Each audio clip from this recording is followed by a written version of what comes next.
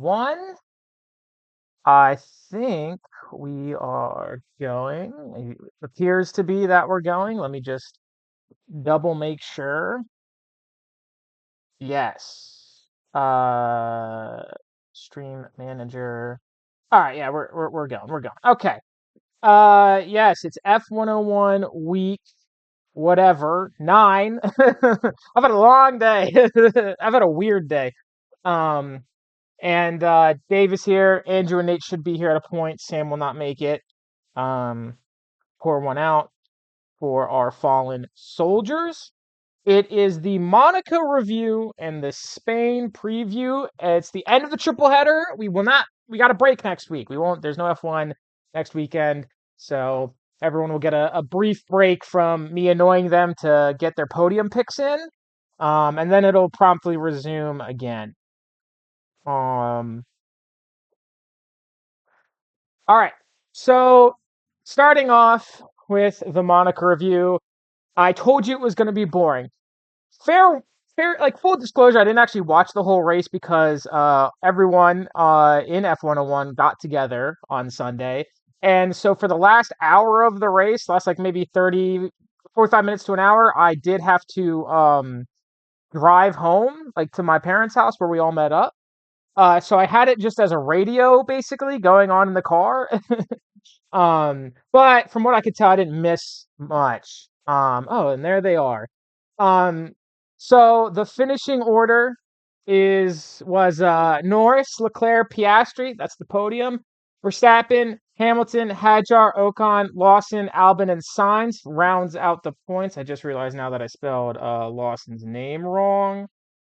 And then Behrman, Colapinto, Bortoleto, Stroll, Hulkenberg, Tsunoda, Antonelli finished out the rest, and Gasly and Alonso did not finish the race. My good day was Lando Norris. Obviously, he won in Monaco. Isaac Hadjar and Monaco haters. Good day for the haters. And the bad day, Fernando Alonso, Mercedes, and anyone stuck behind Williams. Uh, um, so a forced two-stopper, which is what they did this year, cannot fix what's wrong with Monaco because nothing can fix what's wrong with Monaco. I kind of went on this rant last week. Nothing can fix what's wrong with Monaco aside from making the cars smaller or changing the track, which they're not gonna do.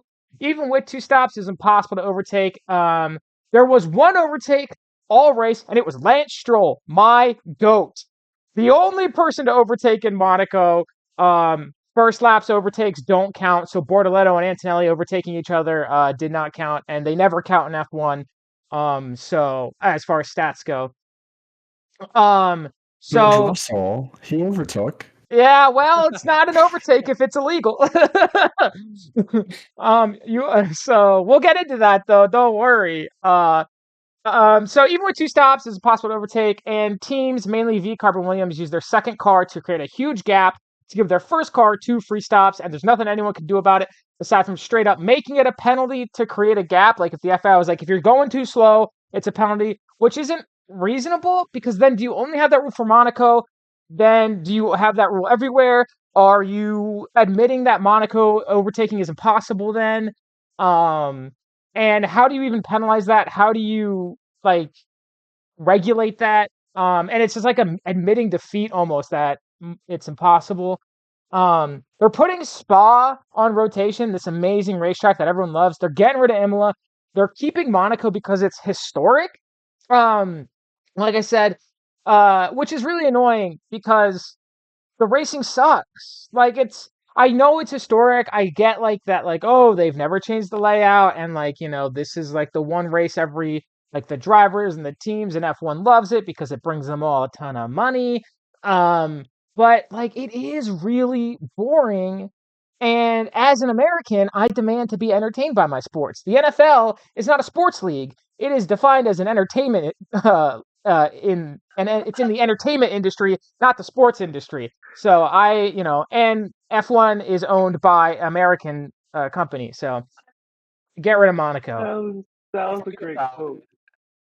Think about it. Monaco is a Thursday night football Oh with F1. no. You gotta Yeah, have it. It's boring. The biggest come in. your mic is kind of going roboty, just so you're aware. Mm. Oh, no. You heard the point. Uh-oh. We're losing them. Yeah, I was gonna say, Dave, we did not hear the point. I heard Monaco's the Thursday night football of NFL, and or the first Thursday night football of F1, and I kind of agree. So while Dave fixes mic, I'm gonna keep going. But yeah, I don't know.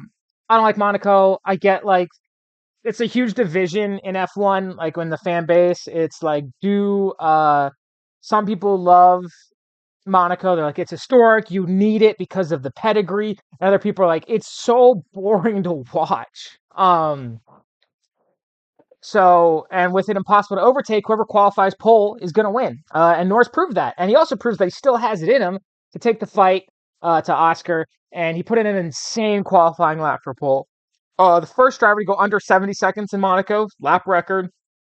In what ended up being a surprising fight with Leclerc for pole. The Ferrari were so good. I was shocked. All weekend I was watching the practice sessions, and I was so surprised that Leclerc was so fast. I really thought he was going to grab pole, because he was on one. So when he said before the race that he was just going to hope that the Ferrari showed him something special, I mean, I guess it worked. I guess Ferrari just needs to start like getting more into crystals and tarot cards, and maybe they can actually win the championship one year. Um, and then all he had to do after qualifying pole was keep the lead into turn one, which he did, and kept it clean, which he did. And whether it would be 2 or 15 stops, it wouldn't have mattered. No one can overtake. Even if the F1 TV announcers were trying to hype up a potential fight from Leclerc towards the end, there was really no chance unless Norris made a mistake. And then that would have been totally different. That wouldn't even been like an overtake. That would have been something entirely different. So Nate, please, you have the floor, Mr. Lando Norris fan.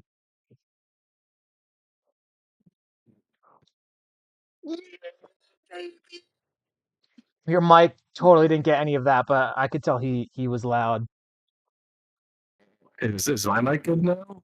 You Oh. sound fine. I You feel like sound we should fine. all be doing mic checks. Everyone, I can hear everybody fine enough. I'm Okay. glad it didn't pick it up entirely. I was definitely very loud. Nat gave me a look. Nero ran over concerned. You know it's bad when the Yes. dog's concerned. He's immortal now. Monaco is a boring race. And yeah, the 2 pit stops did not help that. Really stupid. Fully agree. But it's still the crown jewel of F1, apparently. So, and technically, I guess another step closer to the motorsport triple crown, which I assume Norris has no interest in pursuing. Yeah, there's no shot he's doing Indy. It's Yeah, Le it's like Mans, Monaco, Indy 500, and Indy 500. Indy is the hard one to get. Yeah, that makes sense. None of the F1 drivers want to do Indy. They're all scared of oval tracks.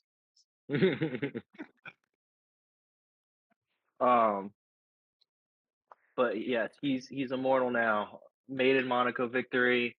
Still wish he would have jumped into the water somewhere. Like It was a bit of a but sauceless win, I have to say. yeah, dude. He showed okay. See, because the thing was when he showed up, like the media day fit with the leather jacket, the tank, and the chain. I was like, damn.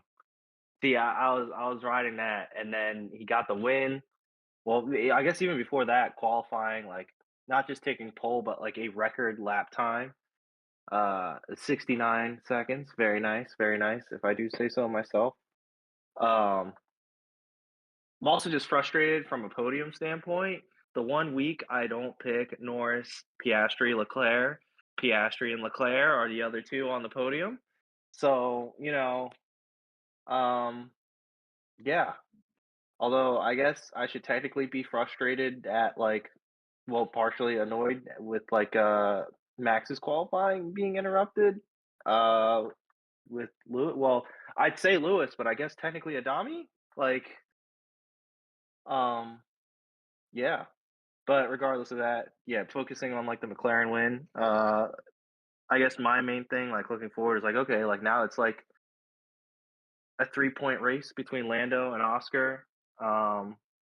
Which, yeah, I guess I wonder at what point, will they, if I guess if McLaren will be like, yeah, all right, we're stepping in, we're putting in team orders now, like we got to prioritize one, which I would imagine they would at a certain point. Summer break, probably. Yeah, that would make sense. Like, but that being said, I did say like if Lando wins this or won Monaco, like I think it'll be a big shot in the arm for him. I think we'll see him kind of get some more confidence, get some more wind under his sails, if you will. And that's not to Oscar at all or anything like that. Because again, regardless of who wins, it's a win for me. Like, but I would definitely like it to be one of them, and I will have to admit, like, yeah, I'm partial towards Lando. But yeah, sad to see Leclerc, sad, but at the end of the day, I got to root for my team first.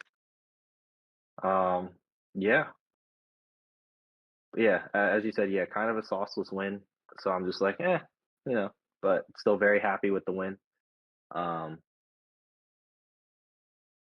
and yeah, I don't know if there's really anything else. Like, there's a lot of other things I could say on the race, but I'm sure like you want to cover that first.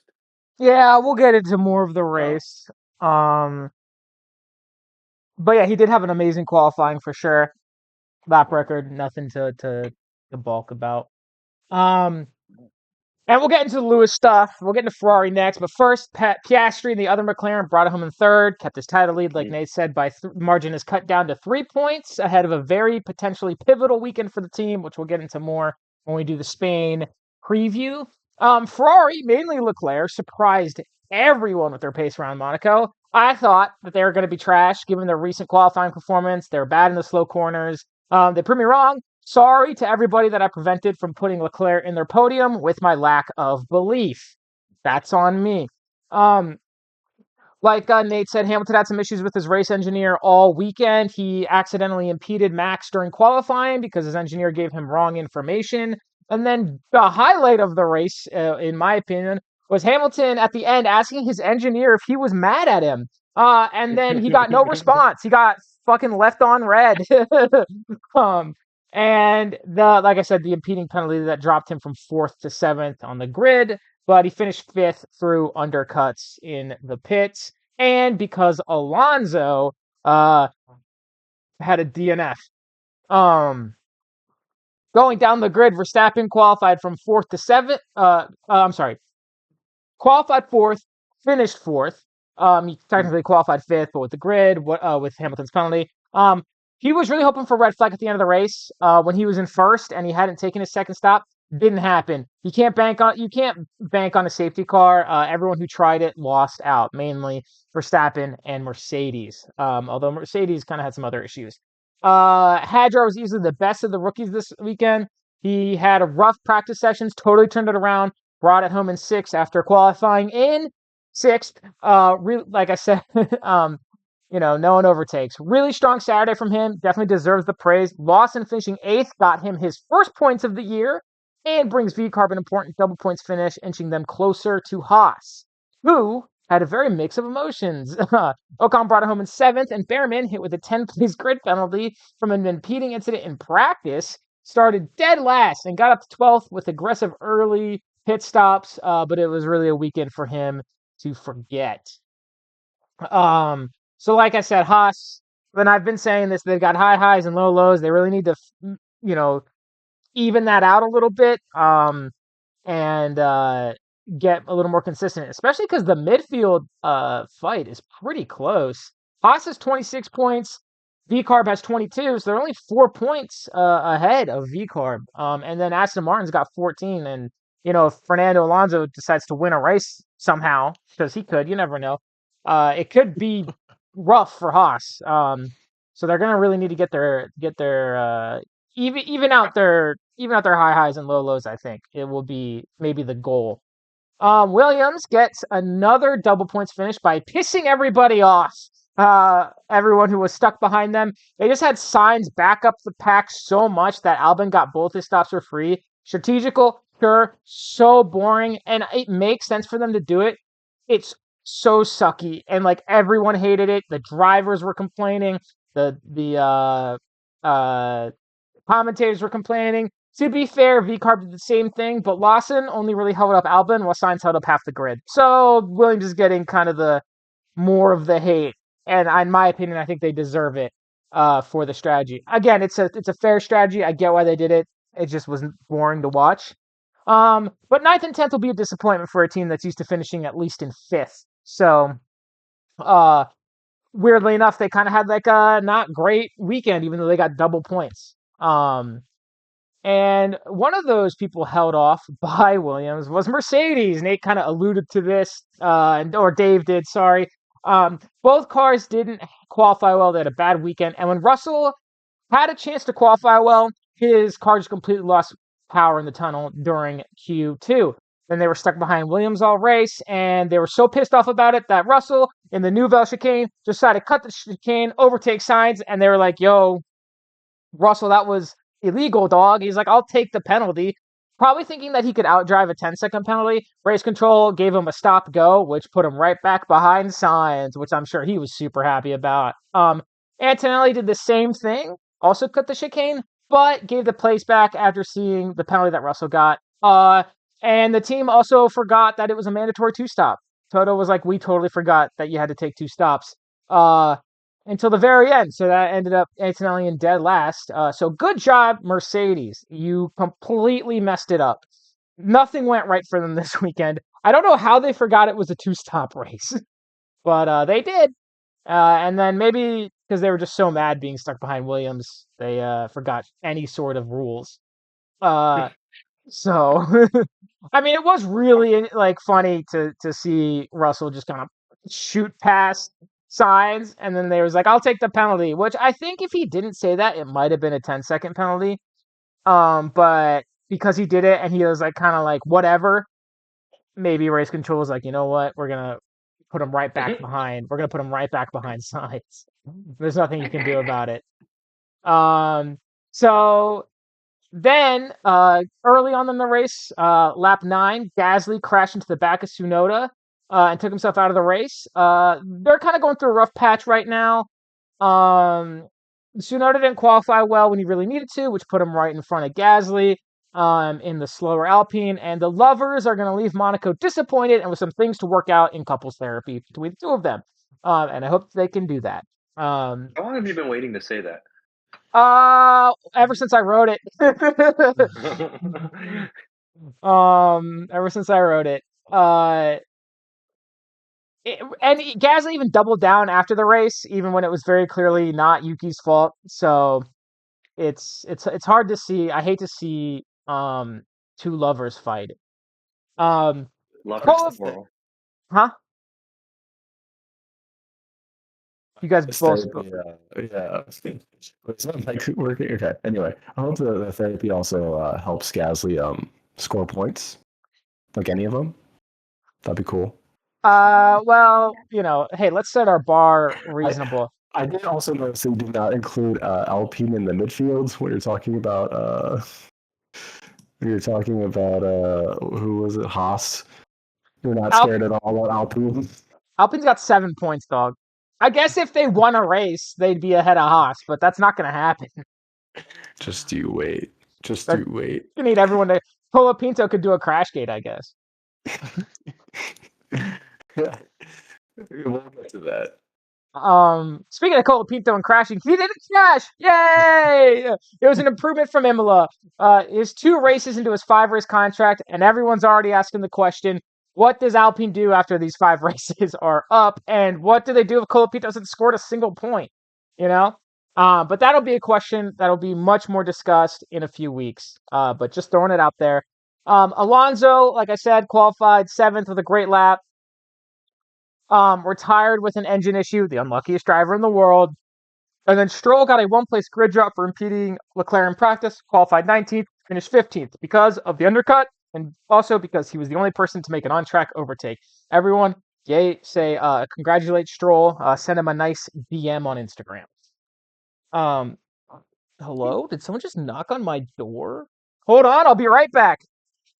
No, it's Colapinto. It's Argentinians. They're after him. They heard his shit talking. Um, I would just like to say that I'm the only one who believed in Leclerc. All y'all are. You know what? No. Yeah. Like, I needed you there, Dave. I believed in me. him. To convince me to still go with Leclerc. Not this week, but no, not this week, but last week. I needed you. yeah, I wasn't there. Yeah. I was to gas up SRA Ferrari over I there. fell victim to all the outside noise. Yeah, That was the guy who got last. Oh no, that wasn't you. That's Sam. Sam picking Antonelli got last place. some guy was trying to sell me AT&T. Oh, the entire company? That's crazy. Yeah, He had I don't know. that. They're becoming the main phone provider in this area, and I was like, "Look, dog, I'm in the middle of something. I can't deal with this right now." He was like, It's almost 7 p.m. He was like, "Did you get a letter from us?" And I was like, "I probably threw that shit away, bro." Anyway, where were we? Oh, yeah. Anyway, continue. Finish your conversation. Finish any points you were making first. Don't let me.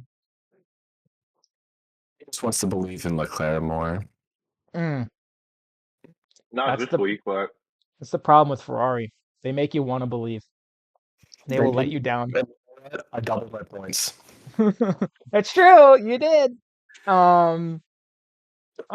Just to finish out Monaco really quickly, Sauber never had any hope, and when Bortoleto hit the wall in lap 1, everyone kind of got flashbacks to last year's race with the red flag. But he got out of the wall and back into the race, so good for him. No red flag. And overall, in my opinion, you can't really fix what's wrong with Monaco, and we'll be subject to this until we die. The certified Ferrari moment goes to Mercedes, who forgot the race was a mandatory two-stop, and Russell for accepting the penalty after overtaking Sainz before knowing what that penalty was. My pick the podium stat, it's about loyalty. Nate's 100% pick rate of Norris in first finally pays off for the first time since week 1. So congratulations to Nate. You know, I'm going to just take the backhanded compliment. I'm sure who won this week too, Nate. You got it. Keep on picking them. I'm going to just take it. I mean, you're already behind by 15, so it's not the worst strategy. If I would have kept the same picks that I've been making this entire time, I could have done a lot more. I could have done more. You should have believed. Hey, Nate, all I'm saying is at least you've picked something right. That's true. Yeah, Andrew's been having a tough time. Andrew, what a fall from grace. I'm so within striking distance of Andrew, which is pretty sad. No, you're not. Shut up. Yeah, you're right. All right, so that's Monaco. We'll get into more pick the podium stuff at the end of the Spain preview, which we're going to talk about now. Spain, finally a track you can overtake at. It is the home race of Sainz and Alonso, both. And Alonso was actually just announced as this circuit's ambassador. So he'll be promoting the circuit not just with F1, but with many other racing circuits and I think like Moto, maybe? I don't know, whoever decides to race there. And so the qualifying is at Saturday at 10 a.m., race is Sunday at 9 a.m., which has been the same for all the European races. They've all been in the same time zone.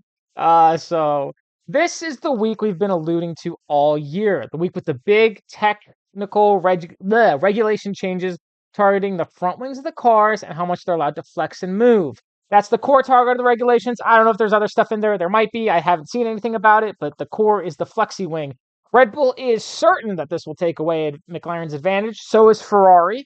McLaren is certain it won't. McLaren's main advantage, to me at least, seems to be in braking and tire cooling, but their front wing is a lot more flexible than everyone else's. And that's undeniable, just looking at the footage. The rear wing is also flexible, but not enough to be targeted. This is not like a targeted thing. I mean, it is targeting McLaren, but it's not like malicious. Every front running team every year will get hit with a regulation update to try and even out the field. See Mercedes dual axle steering system. in 2020. It was so overpowered. Once the FIA noticed it, they got away with it for a whole year. They were like, yeah, you can't do that anymore. That's just how it works. Once you do something that's so good, and it gives you such a crazy advantage, the FIA is going to want to even it out because they do want a competition, but they'll keep Monaco in, but they want competition. Anyway, I'm not annoyed. The teams have known the specifications of the regulations since week 1, so they've already developed compliant front wings. This is the first time we'll see them on track. Regardless of how it shakes out, we can all be sure that Alonso will suffer the most. McLaren, regardless of the regulation change, will still be the team to beat unless the change completely kicks their ass. But I don't think it will. I think what's good about their car is not just beholden to the front wing. Norris coming off a huge win that added his name to the history books, but still behind in the championship standings. And Piastri coming off a sloppy weekend, but still ahead. They both got something to fight for. They both got a fire behind them. They'll likely battle it out during quali and during the race, and maybe one of them will get lucky and get a crazy tow down the very long main straight during qualifying. But we'll see. Zach Brown every week has been talking about this. There's an inevitable crash between the two. He keeps talking about it. You should probably stop talking about it because he's going to speak it into existence. So I don't know if it's going to happen here because they're so close or what. If I had to guess, it will happen later in the year. If it were to happen at all. But he does like to be like, he's like, there's going to be a moment. And everyone's like, you should stop. You don't hear Christian Horner saying that. You don't hear Toto saying that. You don't hear any of the other team principals and our drivers are probably going to fucking crash into each other. How does that feel if you're Lando or Oscar hearing that? You're like, what the hell, man? So it's all going to be I don't know. The practice sessions will be very interesting to see how fast the cars are and stuff like that. And then qualifying will be interesting. We'll see kind of maybe the new pecking order, if there even is one. You can't count out Verstappen, but there's no denying Red Bull has been struggling lately. He's always a threat for the podium and maybe for the win when you can actually overtake like you can here. So he'll be hoping the reg changes hurt McLaren and bring them within striking distance. That's kind of the thing I've been seeing a lot is a lot of I've seen a lot of people think that Verstappen's going to be the one to benefit out of this. And I don't know if that's just kind of Stockholm syndrome from the past few years of Verstappen complete dominance or what. But there seems to be a lot of people who think that this is Verstappen's chance. Personally, I would love that, but I am a Verstappen fan. But I do think I don't think it's going to throttle McLaren as much as everyone thinks it might. To McLaren, have Lando and Oscar started next to each other and have they qualified next to each other this year yet? Yes. Yes. Australia, but then the rain kind of changed that. Not recently because Lando has kind of had some qualifying issues, but they definitely have. And then do you think that Mercedes will benefit from these changes because their car keeps on dying on them and breaking? Or do you think that this is going to exacerbate their technical issues? I think that Mercedes is not really going to be affected at all, to be honest. I think the problem with the car and the advantage of the car has nothing to do with the front wing. The problem with the car is the engine, and it's been the engine and the aero. But the aerodynamics has been their problem. This whole regulation cycle, they have struggled with the aerodynamics. They were the worst car they had the car that the worst porpoising a few years ago. To the point where it gave Lewis Hamilton back problems. So if anything, it might make them seem better if it evens out McLaren. You know what I mean? If it brings McLaren down, it might just make everyone else seem better, when in reality, only McLaren is just slightly slower. But this track has a mix of fast and slow corners, but there's not as many slow corners as there have been in Monaco and in Imola, which is where Mercedes has been much better in the slow corners compared to the fast, whereas the Red Bull has kind of been the opposite. So that's kind of why Straight people. quarters, baby. That's kind of why people think Verstappen might do better. And Mercedes, I just feel like they're so like they're just like it's always something, you know. There's always something going on. Russell's GPS breaks, his car just shuts down, the steering wheel comes off. Like it's always something going on for them. I think they're just ready for the next year's regulations when they are rumored to have the best engine, which I think are baseless rumors, but they are fun to they are fun to speculate about. Um, so yeah, I don't know how much the regs are going to affect them. To answer your question, the other Red Bull is Sonoda. He self-admitted he needs to get better at qualifying, which is true. The team really needs to start getting more points because Ferrari is only 1 point behind them in the standings. Who Ferrari, as we know, had a surprisingly good weekend in Monaco when everyone thought they were going to suck. So if everyone thinks they're going to do well this week, are they going to suck? Do they just always do the opposite? I don't know how to judge this team anymore. I really don't. It's Ferrari. They're like, it's so, I don't know, man. They're going to do, they're unpredictable. But with their luck, watch the regulation changes somehow hurt them the most out of any team aside from Fernando Alonso. Hamilton is still adjusting to Ferrari and his new engineer. But him and Leclerc are capable of putting in a podium performance and even a win, or even if a win may be out of reach. But Hamilton really needs to figure out what's going on with his engineer. Like even Fred Vasseur has been like, there's no issues with the engineer, but everyone who's watching the race is like, hey man, there's a lot of issues going on with the two. They don't communicate well at all. And this guy, Adami, was Sebastian Vettel's race engineer, and they had a lot of issues, and Sainz's engineer, and he also had a lot of issues with the guy. But both Vettel and Sainz recommended Hamilton keep Adami. So I don't know. I don't know. I don't know what's going on. Like I said, Ferrari's just so weird. So that we'll see. If there's more radio drama, maybe Ferrari will switch the engineer. They switched out Leclerc's engineer this year already. And Leclerc's been having a much better time. So maybe that is just the solution, is to make a change. So we will see. I'm excited for more Hamilton radio drama, though. It's good. It's entertaining. Speaking again of Mercedes, just to kind of they're trying to bounce back for the second week in a row after two, Monaco was bad for them, horrible. Imola was also not really great for them. Both cars should be better because there's no pressure of a home race for Antonelli, and you can actually overtake, which is going to help them if they qualify poorly. They know that they can get back up to the front because the car is faster than all the midfield cars, and they can overtake. Finally, they're only 4 points ahead of Red Bull, so they really need to keep building their lead. Mercedes has 147 points, Red Bull has 143, Ferrari has 142. So the battle for second place is tight. And a good performance from any of these teams can totally sway it. Whereas how many points does McLaren have? 319. 319. So yeah, they're kind of out of reach for now and probably for the rest of the year. But then in fifth place, Williams are looking for a better weekend than Monaco. A 9-10 finish is not enough for the team anymore. Wild improvement from a few years ago. I keep saying that. They are doing so much better. But can Sainz finally bring the car to the top half of the points and match Albon's pace?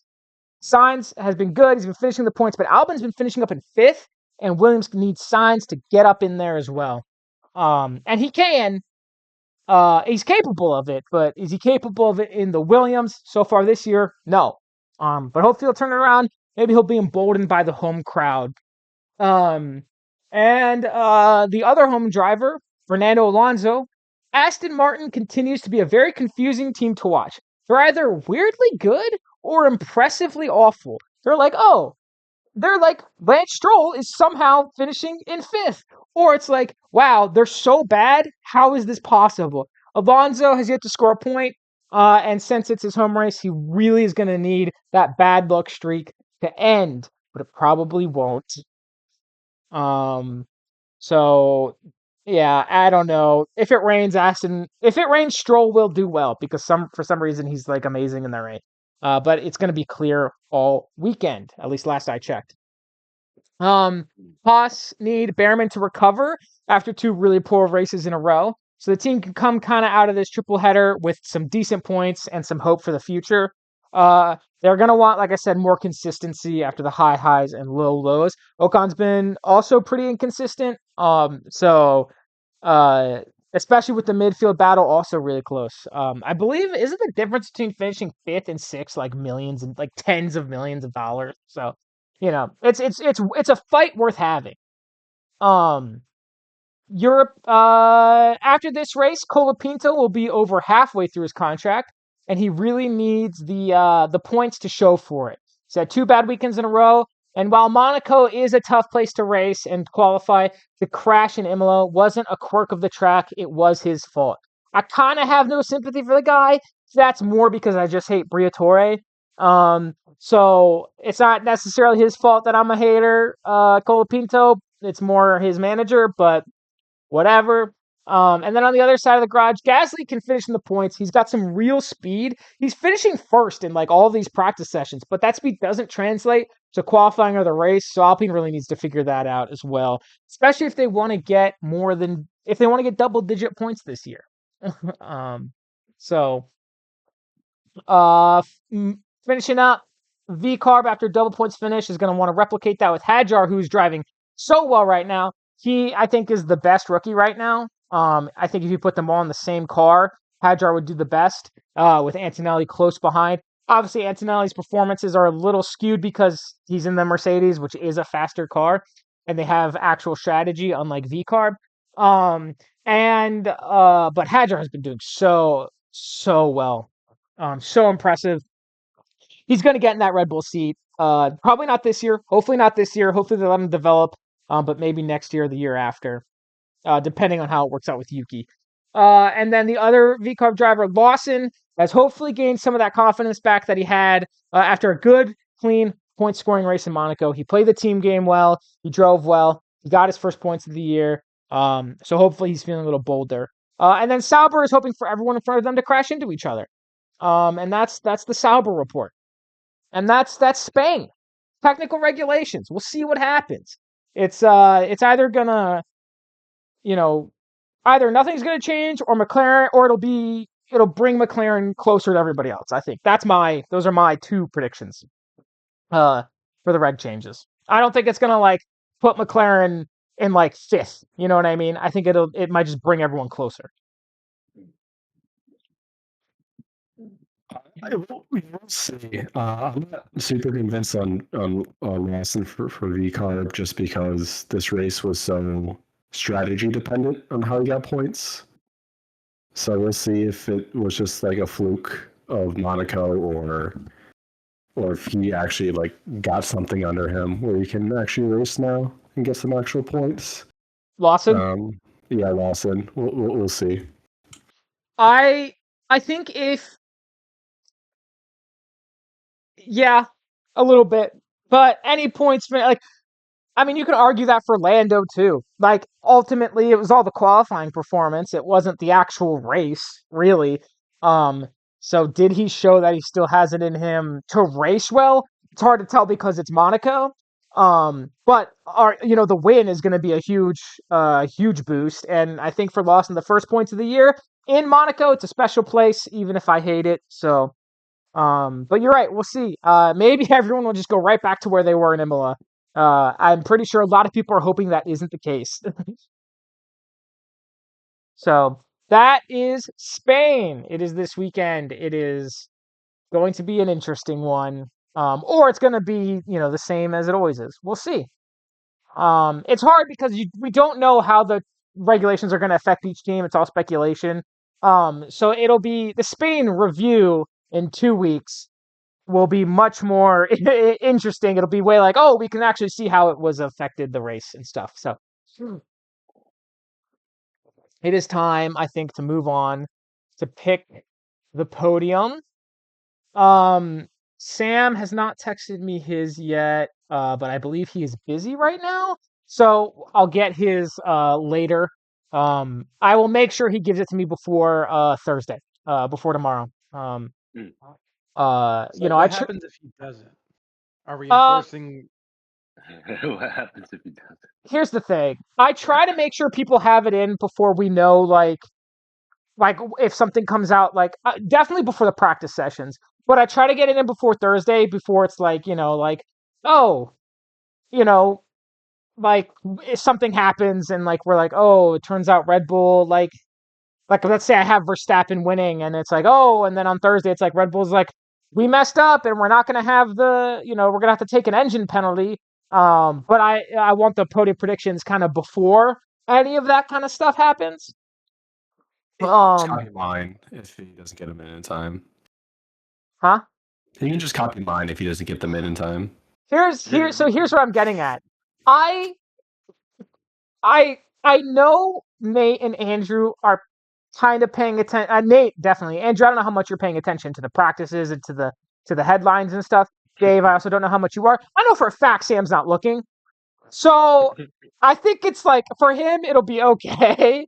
But if he doesn't get it in before one of the practices, we will make a note of it and we'll decide what to do as a group. Uh, it'll be a group decision. Um, but like I said, I think it'll be fine. And I'll pester him to get it to me tonight. He hasn't had a chance to read the doc yet, but this should be the last one that he's missing. He said so. He should be here not next week, but in 2 weeks. So there is a new pick the podium order.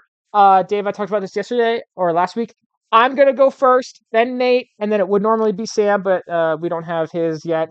Then Andrew, and then you. We're gonna go in revert. We're gonna go down the line of who has the most points. That way, it's not like like like Nate gives his before I do, and then I'm like, oh, I want to keep my lead. I'm just gonna pick the exact same things he does, just so I know that no matter what, I keep my lead. So that is the new rule going forward.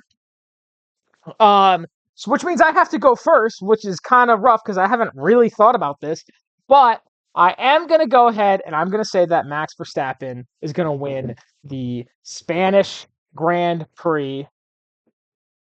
And then I'm going to say that Piastri is going to finish second with Norris in third. That is my podium prediction.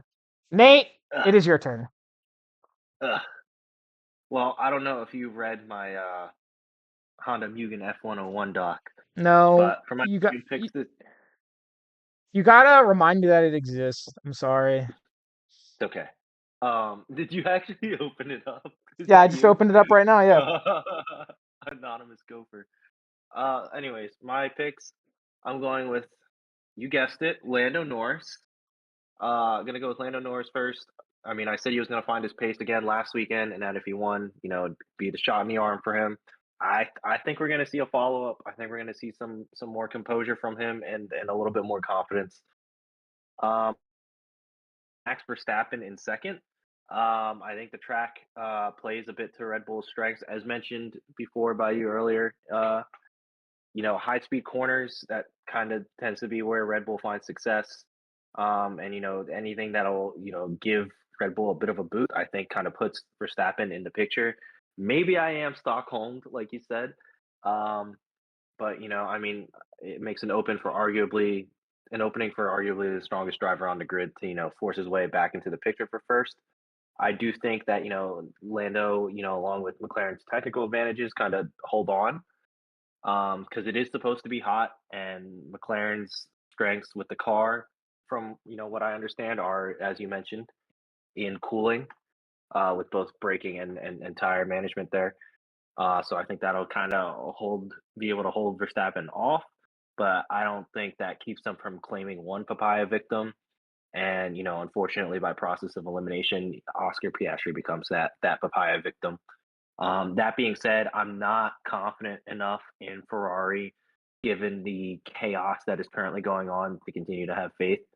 I mean, part of me really wants to put Leclerc, move off Oscar to second and then, Leclerc to third. But I think just, again, by process of elimination, it's like, all right, I got to go with Oscar at third. So Norris, Verstappen, Piastri are my podium picks for this week.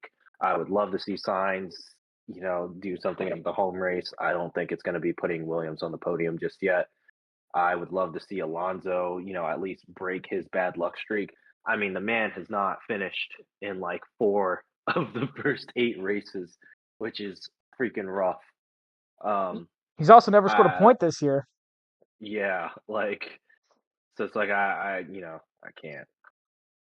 can't bet on the Alonso this is one guy of 4 doing this freaking drivers to have thing. not scored a single point. It includes the Gabriel Bortoleto in the terrible Mm, Sauber, Colapinto, who's only mhm, driven 2 races, mhm. Jack Doohan, who's no longer in the sport, and Yep. Fernando Alonso. It's not great company for the guy. I was gonna have 2 Alpine drivers on that list. Poor Alpine. All right. And all right, Andrew. I know normally Sam would go now, but I'm gonna just predict Sam's top 3.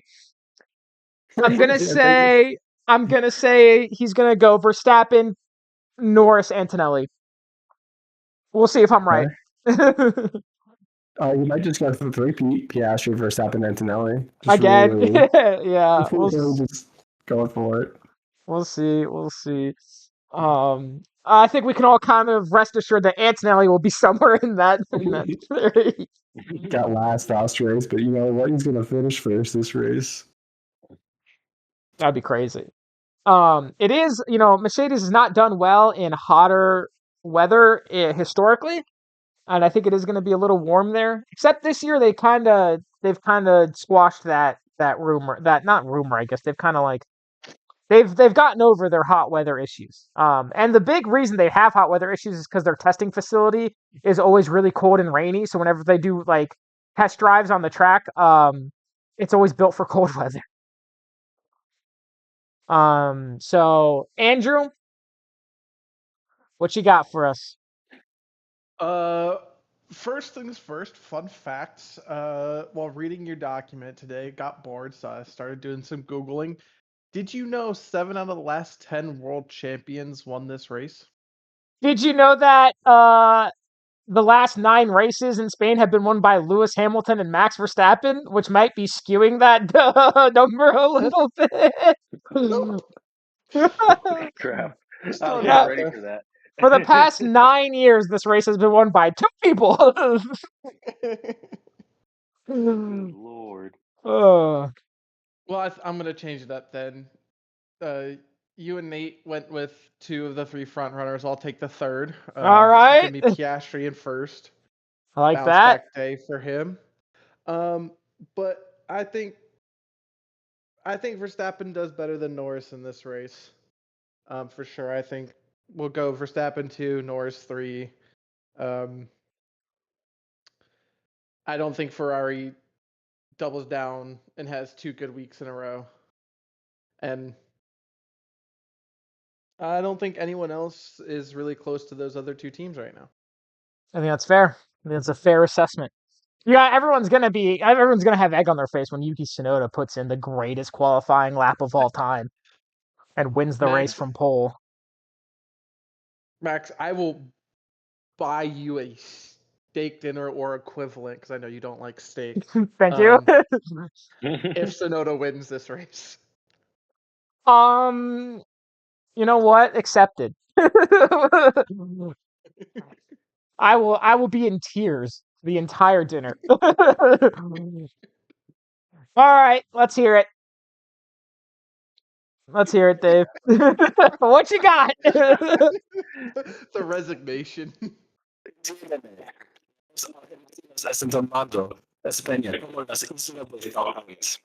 Your mic. Your mic. Your mic. Se amando mamacitos no cocaña. Tiene cuidado Verstappen, tiene cuidado Piastri, tiene cuidado Norris, tiene cuidado Alonso y Sainz, Colapinto en tercera posición, Colapinto en segunda posición, Colapinto en primera posición. Vive Argentina, vive Colapinto. So Colapinto for all 3. I heard a lot of Colapinto. I got Piastri and Sainz in there. No, all 3 positions are Colapinto. Thank you very much. Oh, so here's the thing. You can't do that. Let him do it. Let him do it. Oh, Okay, first. pull up pizza on first. Doohan in second. No, you can't do Doohan either. You have to be actual drivers. God damn it. Do Alonso and Sainz. It's their own race if you're going to go Spanish speaking. Signs. How about this? I'll give you this. Dave wants Colapinto in all three, but Max didn't let him because Max hates fun. Is that good enough? Is that good enough for you? Crashes by Colapinto, so he wins all positions. And I If said, be careful to like half the drivers in a threatening manner. if you get a perfect weekend this weekend, I will let you do whatever you want next week for the podium picks and forever. If you get a perfect week this weekend, you can do whatever the hell you want. Any podium pick, anytime. Yeah, I'll take it. I'll take it. Just watch, a bunch of people come back from the dead. All right, Nate's not going to like this, and I don't think Andrew is either. But Dave, if it's a perfect weekend, you can set anyone's points back to 0 at any time. Once. That's fair. You got to do it once. You can do it whenever you want. It rolls over to next year, but it's only if you get a perfect weekend this weekend. I think that's pretty fair considering If, my podium. if Dave gets a perfect, he gets one. He gets to reset one person to 0 at any time, including next year and the years after, but only once. All right. So that is F101 Week 9 Spain preview. We are not going to be here next week because there's no race the following. My OBS just crashed. Oh no. It's Oh fine. no. We just ended the stream, so we should be okay. Just in case the recording is still going, we're not gonna be here next weekend. We'll be here the weekend or the week after for Canada, which my dad's coworker is going to. So that'll be fun. I'm gonna go ahead and stop this stream and recording before it gets worse.